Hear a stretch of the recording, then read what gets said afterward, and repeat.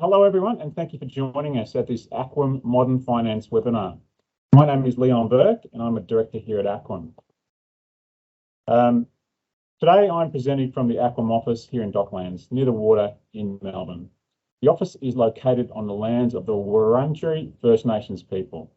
The Wurundjeri have lived here for over 40,000 years. Aquam, in comparison, has been here for only 10 years.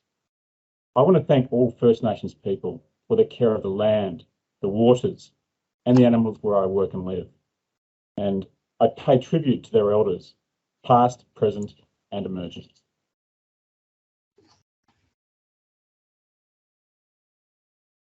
Today, I'd like to introduce you to Bill Schaefer. Bill is presenting today from Bundaberg, home of the Tarraballang First Nations people. Bill holds the position of CFO at the Auswide Bank. It's a position he's held for some 21 years. In his role, Bill oversees the following activities: strategy, accounting, prudential and corporate reporting, treasury, planning, policy and investor relations. As well as that, Bill is a key person on the Auswide Bank leadership team. So on top of all this, Bill has in recent times found time to deliver a finance system transformation at the Auswide Bank. Bill was instrumental in one, setting up the finance transformation project. Then more importantly, two, he delivered it. Today, we are privileged to hear Bill's and the Auswide Bank's account of that transformation. It is our view here at Aquam that the Auswide Finance Systems transformation was delivered in a textbook fashion, i.e. the way it should be. Bill will share his insights today, his learnings, and logic behind the decisions made over the project. I, for one, am really looking to hearing Bill present. Just a little bit of housekeeping before I hand it over to Bill. At the moment, we've got the lines muted and the chat open. So feel free to pop any questions into the chat that you might have. Once we've heard from Bill, we'll go through the chat questions. We'll open up the lines. So if you feel more comfortable speaking and asking questions, please feel free to ask questions that way. We'll finish up at about 11:40 a.m. Eastern Australian time, so that you can finish your Friday and get on with the weekend. So without further ado, what I'll do, Bill, I'll hand it over to you. I'll move over to your couple of slides so that you can talk through in the fashion you would like. So here you go, Bill.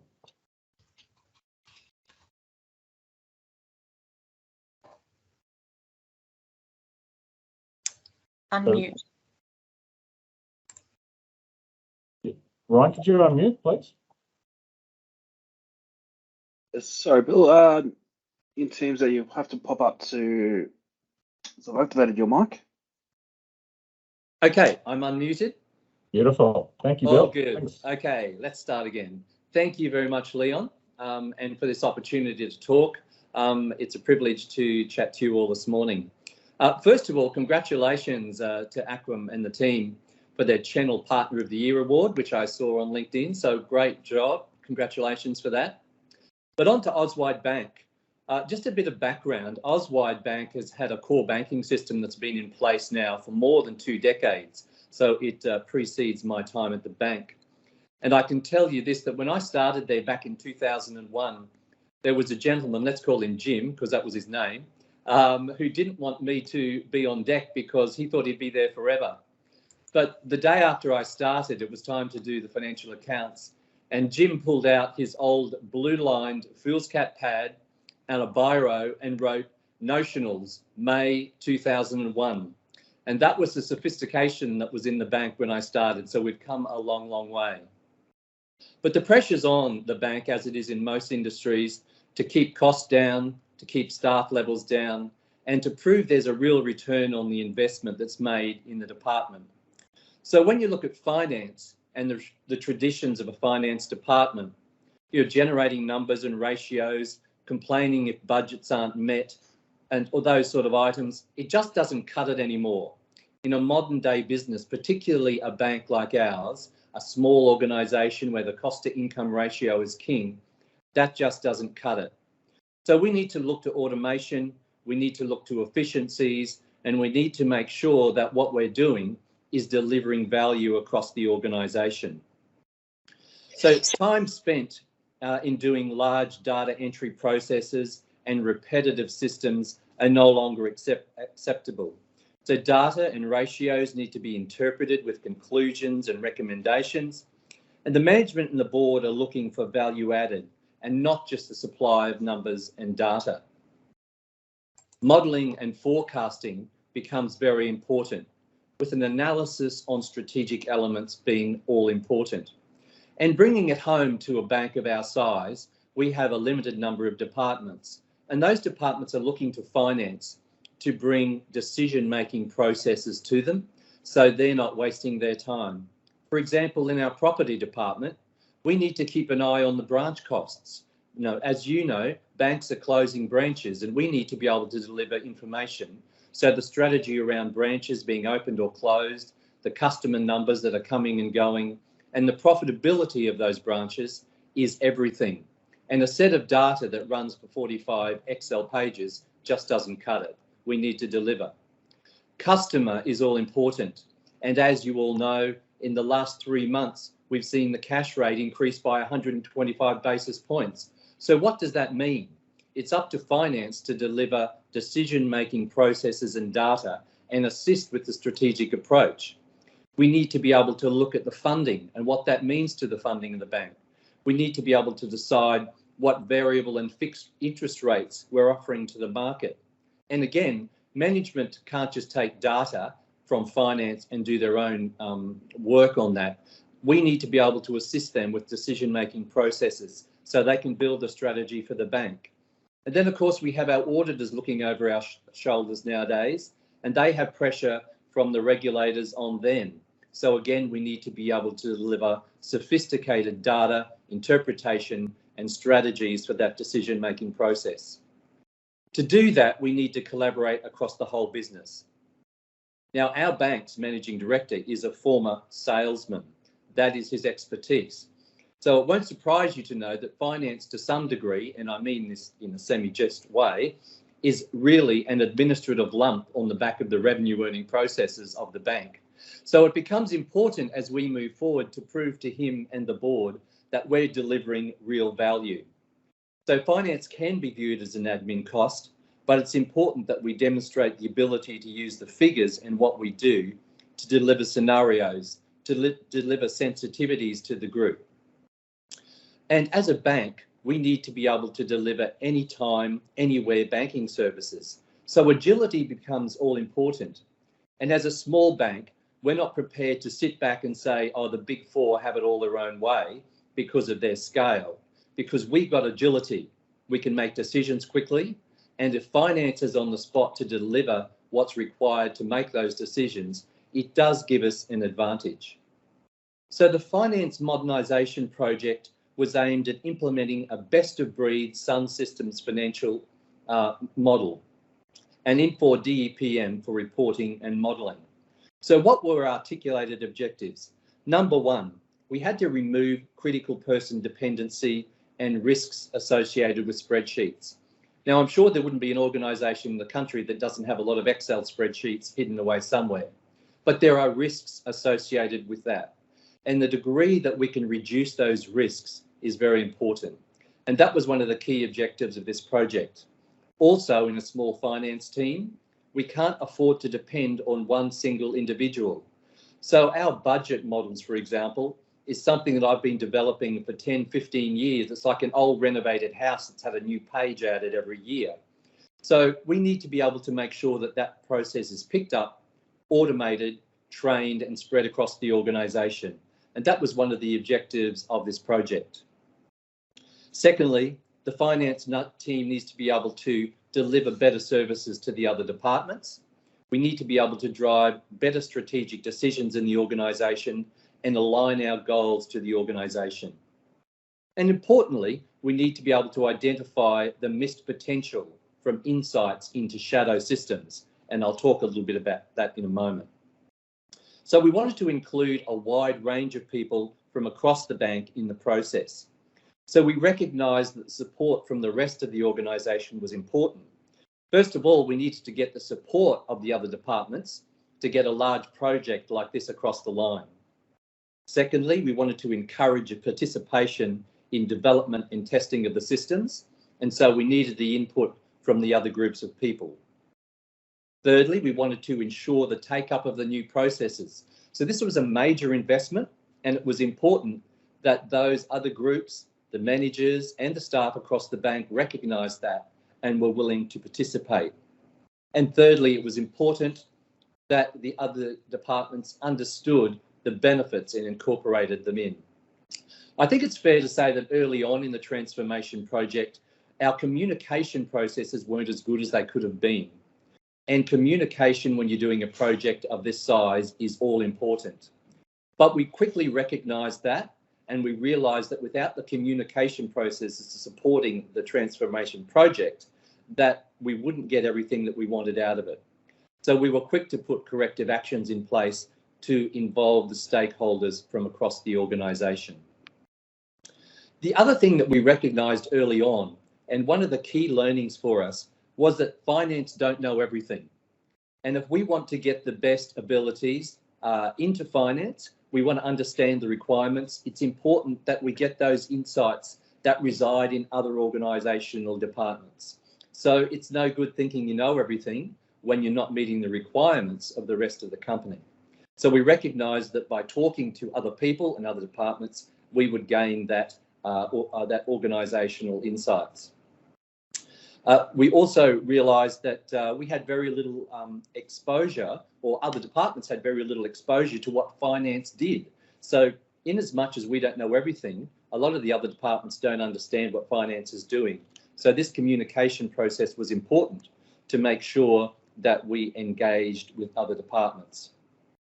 Of course, I will continue to say this, it's important to acknowledge the role of Aquam in leading the finance team through this. We weren't experts, and the fact that we had Aquam leading through us and guiding us, and at times I'm sure they were very frustrated, but their advice and their patience and their flexibility really led us through this assignment very well. So I will continue to say thank you to Aquam because they deserve it. As part of the project also, we weren't aligned to the project as it existed on paper in the first day. We were willing to be flexible. And as we went through what we'd learnt, we were able to engage with Aquam and alter the project as we went forward.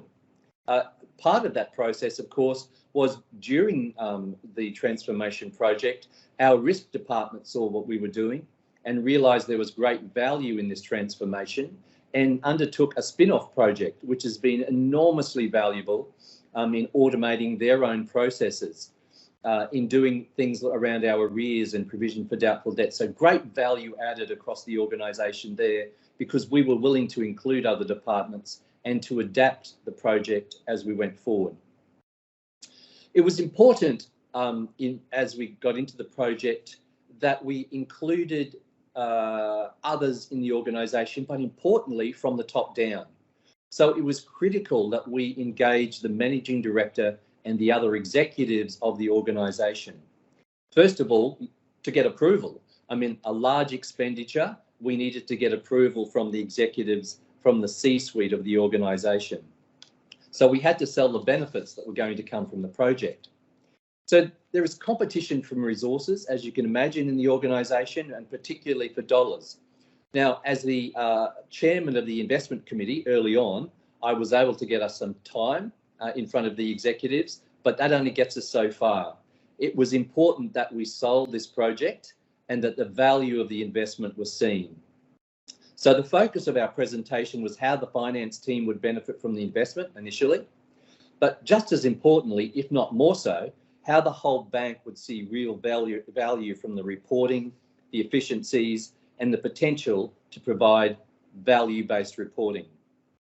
Thirdly, there was a potential to build on the foundation. So this wasn't a one-stop shop which comes to an end and that we don't do anymore. This is really just a foundation for what we're going to be doing in the future. And then reverting back to my earlier comment around the shadow systems, what Aquam refers to as dark data within the organisation. We found that because the finance systems weren't understood right across the departments, they built their own systems. If you don't provide someone with the information and the systems they need, they will find a way around. And so what we found, particularly in areas like accounts payable, there was all these shadow systems on stray pieces of software and Excel where people were duplicating the information in the GL and adding their own. But unfortunately, it wasn't consistent. And there was a whole lot of extra systems work being done.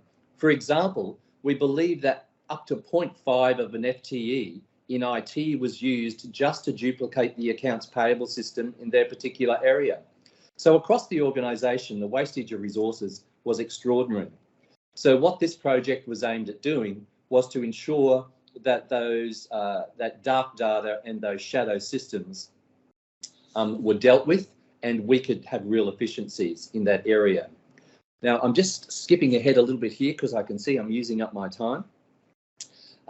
Another lesson for us across the project was that it's not always clear to the finance department what the other executives and the other departments want.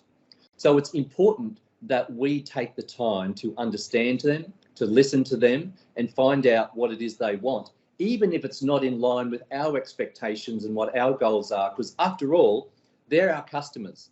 And how do we serve them properly if we don't understand what they want? For example, the managing director wanted to be able to drill down on financial information anytime. Now, I don't understand to this day exactly why he wanted that and why, just the monthly reporting processes weren't adequate, but that didn't really matter. One of the big benefits out of this was it provides the managing director and the executives an anytime, anywhere drill down on the financials, and that's what they valued. We also found that as a result of that ease of access to the information, the financial data was spread further across the organisation to leaders and to staff who don't necessarily see it normally. So the ease of access provided a much more transparent view of data and the financial information. But at the heart of the project was the need to make finance more efficient, including a manageable general ledger. So our general ledger had grown to 3,000 accounts and was becoming unmanageable.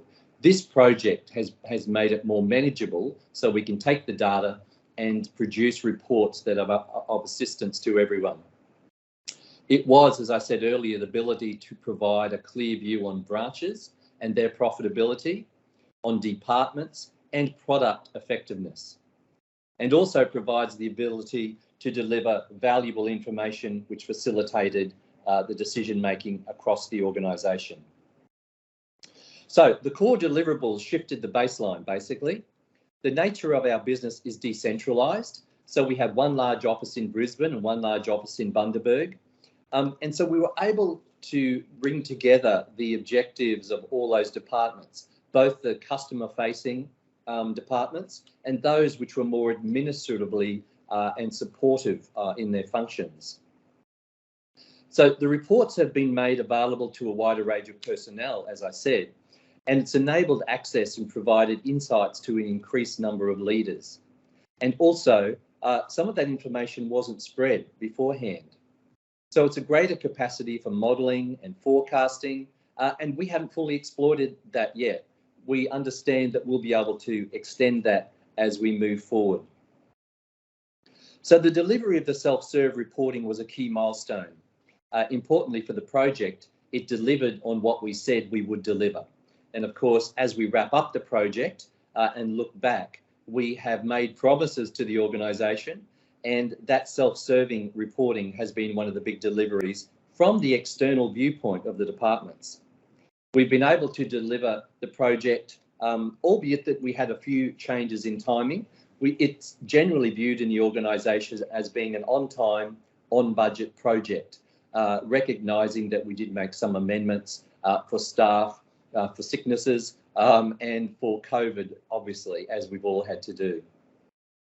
We've been able to deliver key efficiencies for the departments, and the clever way of communicating on the project that we did develop, albeit that was on the fly as we went through, has been seen as a way of justifying this expenditure. So the project was sponsored by the entire executive team and jointly working through the process of determining the requirements, agreeing on the roadmap, looking on a sense check and properly considering their options, and then joint agreement on the final solution. If I can just come now to a couple of specifics, that we weren't afraid to make adjustments on the way through. For example, the annual returns, the monthly returns, the quarterly returns we do to APRA are a huge impost on the finance department. And what we found on the way through is because our BI department that generates a whole lot of automatic data hadn't progressed as quickly as we had hoped, actually changing some of those APRA returns wouldn't have been as beneficial as we thought they may have been. So we concentrated on the material efficiencies and effectiveness that we would get, and we were able to leave some other items out of the scope of the project as we went along because we wouldn't have got real benefit from them. So again, a real flexibility that we had with the team and with Aquam to make changes when we saw more effective ways of doing it. So thanks again to that team. So what's been the outcome? We've got a 360-degree view of management data, and we've automated the capture of data and reporting. As I said, that will continue. We will continue to go forward with that. We have some self-servicing from all areas of the organisation, and the modelling and the forecasting for enhanced strategy and operational decision-making. They're the key takeaways. I can't speak highly enough of my finance team.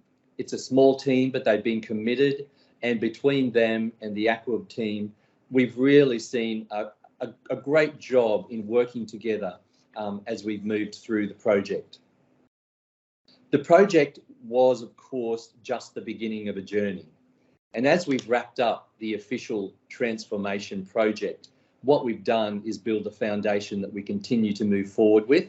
We have real high expectations as we move forward in our budgeting process, for example, to make that efficient and more effective as we move forward with what we've established. And it was never envisaged that we would just sign off with no further progress. We've seen the spin-off project that was actioned, as I said, from our risk department. And there's a real possibility that there'll be a second spin-off project. It's in the queue of projects waiting to get to the top because it's so busy at the moment, unfortunately. So thank you again to Aquam. Their relaxed and calm approach during this whole process with COVID, with the time, with the competing projects, has really assisted us. So their experience and willingness to advise and assist has been invaluable. So look, I've used up pretty well much of my time, and I don't want to go over too much. But in hindsight, I just want to say, just talking off the cuff, this has really been an experience for us.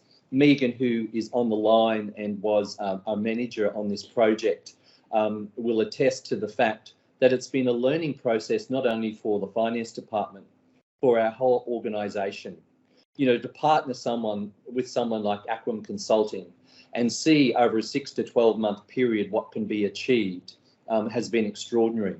I think one of the standouts for me was what we learnt from these weekly stand-up meetings and the briefings that we obtained went done on a regular process has been extraordinary.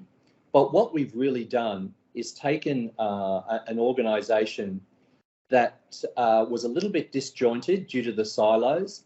And what we have seen is the ability of finance in the transformation project to really bring some of those data gathering processes together and provide information which can be easily disseminated across the organisation, that can form a basis for decision making and strategy.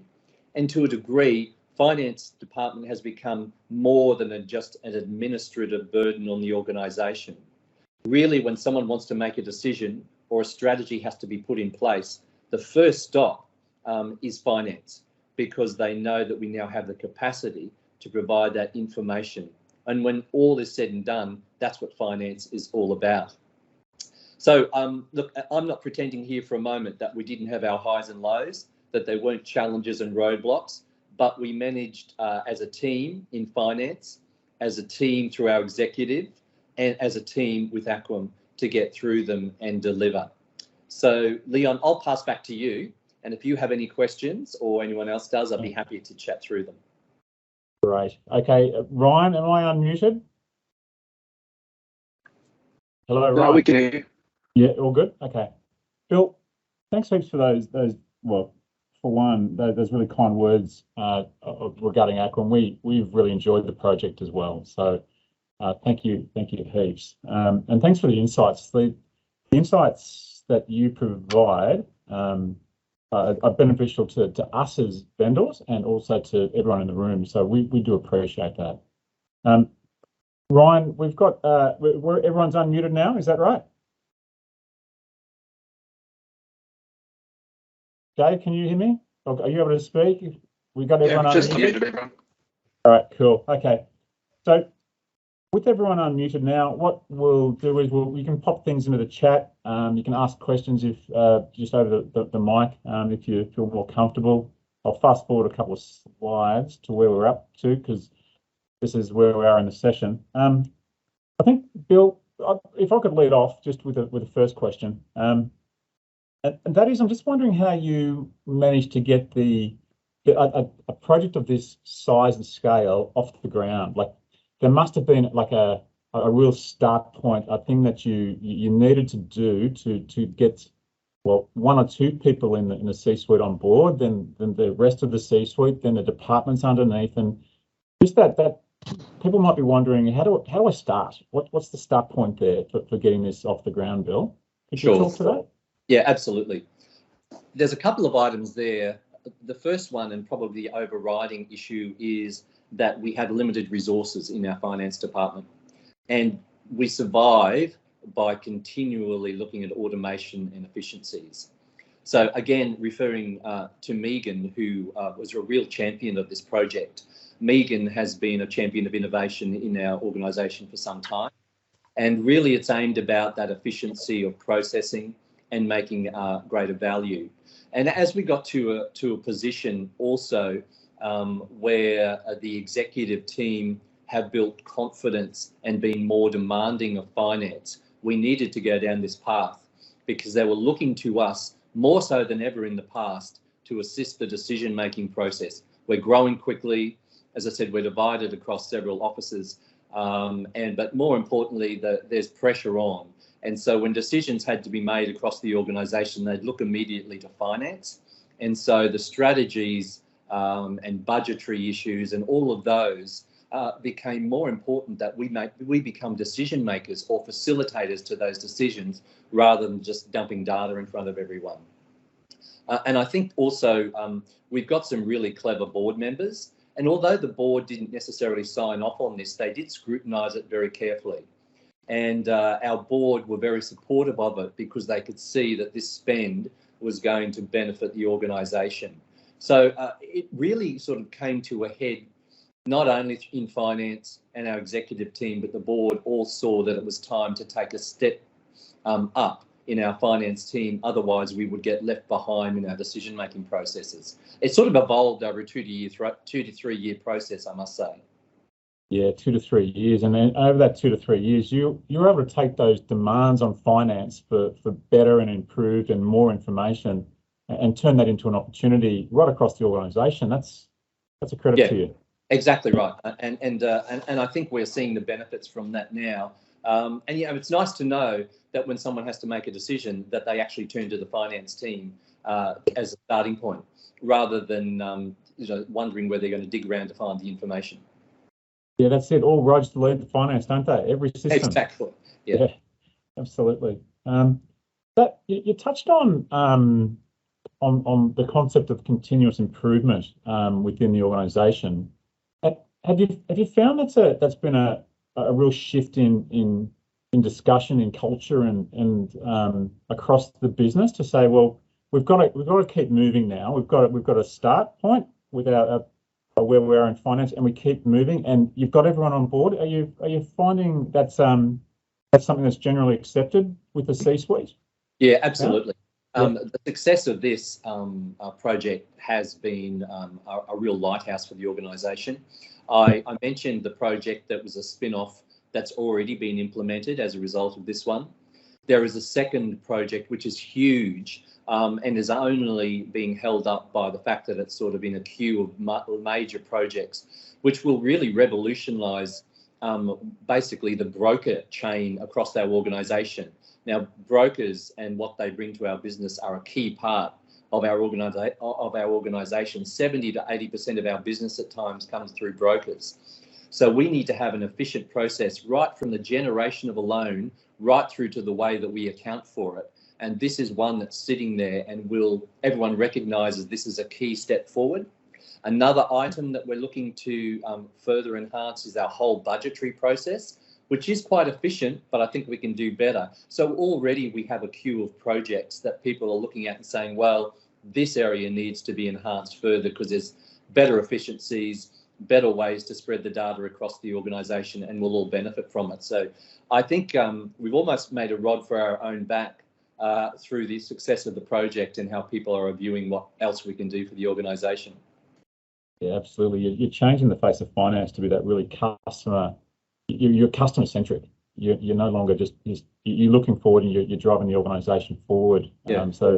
And again, a great team, a real service-oriented team in finance. Yep. Great people, and they love to be of benefit across the organisation. So sometimes to the extent where I have to say, okay, that's probably enough. You've helped them enough. We need to move on to the next thing.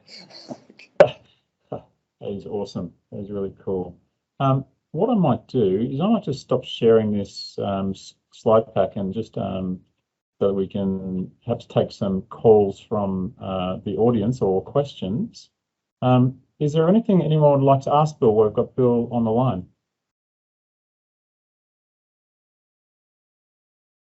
Hi Bill, my name's Brendan Van Block. I'm the General Manager actually at Daydream Island Resort up here in the Whitsundays, and we're actually just starting our change management adventure with Aquam and Infor, and so we've actually been talking about the stakeholder influence, because we've got an ownership group that's offshore, and their ability to trust information, be able to get it in a timely fashion, because we also have language as a barrier. So right. I found it really insightful, and I appreciate the articulation around that buy-in piece and managing that initial ownership group and stakeholder group buy-in, because I think that is essentially where we are. We see the transactional benefit, the time benefit, and then the financial benefit, but actually getting everyone to believe and drink the same Kool-Aid is going to be the next hurdle for us to clear. So no, I appreciate your insights, and that this kind of for us helps form that business case and the reason why the transformation is essential. So yeah, thanks very much for sharing your insights. I know for me personally and our group, it's going to help answer some of those unknowns, and I think that's what helps de-risk projects like this. Thanks, Brendan. I appreciate that. You appear to have the dream job going on there, so congratulations on that. I think it's also, I mean, you need to be smart about these things, and you know, none of these things happen without a bit of politics in the background, and we knew that. And that's not a sinister thing. What it does mean is that you need to understand what other people want, and you need to cater for their needs, even if it's a little bit outside the scope of what you think they need. And so that's what we did. I think we just spoke to people and tried to understand what they wanted, even if we didn't think it was the #1 priority, because they're our customers. And if they think they need it, we helped deliver it to them. So, and some of the things which I think are the least value are the things that are keeping those people happy. So it is a little bit of politics, but that helps them do their job better because they've got what they need. So yeah, I think in hindsight, we did play that right by inquiring what people want, not what people need in our view. And I think that was an important part. Nice, thank you. Thanks. Yeah, absolutely. So I remember when we started discussions, Bill, part of that, like you touched on dark data and people having these shadow spreadsheets across the organisation. Now, with all that centralised now, the real benefit to that audience, and they're the doers in the business, aren't they? So it went from that then translated upstream to their bosses and up to the C-suite eventually. So from a C-suite perspective, the pain was probably not theirs to do this manual work, but that's surfaced up from the bottom. From those data enterers who had to maintain the spreadsheets. That was something we did early on. Yes. Is that right? Yeah. And that's right. I mean, and again, I'm not pretending for one moment that we've eliminated 100% of dark data across the organisation, or that given the opportunity, some people won't revert to it. So it will be an ongoing process to make sure that it's adopted, but that there's continuity in that. And we'll need to continue to enhance it so people don't go back to their old ways and their bad habits, of course. Yeah, absolutely. It's very easy to maintain a spreadsheet, isn't it? Yes. On a desktop somewhere. Well, under pressure, people usually revert to the things they know, don't they? So we need to be able to make sure that we're continuing to provide the service they want. Very good. Very good. Anyone else from the audience? Does anyone else have a question for Bill? To ask? No. All right. Well, if that's everyone, then we are getting towards the end of our time slot, which is worked out quite well. I think just a couple of things. Bill, thank you so much for your time and the insights you've shared today. I think you'll generate a lot of questions going forward out of this session. I think that everyone that there's this questions around how do I get started, how do I get it moving, and how do I continue the effort? And you've answered all those questions. So thank you very much for your insights. We really do appreciate that. So Kerry, thank you very much for pulling this all together. These events don't happen on their own. So Kerry, our marketing manager, thank you so much for your efforts. Ryan, thank you for helping pull the tech together for today's session. Do appreciate that. And everyone, thank you for coming along to attend this event. What we will be doing is we'll have some more events coming up as well. So at the tail end of August, what we have is we have a Sun Systems cloud event coming up. So to unpack the upcoming Sun Systems multi-tenant cloud offering from Infor, that'll be coming up on the 25th of August. And then what we are going to do is run some sessions in a tips and tricks type format. So brief sessions to explain functionality within the products that we implement with you all. So yeah, Bill, again, thank you so much, and everyone. Yeah, we'll let you go and enjoy the rest of Friday and have a great weekend. Thank you very much for coming along. Thanks, everyone. Thank you. Okay. Bye. Cheers, bye. Thank you, Fox.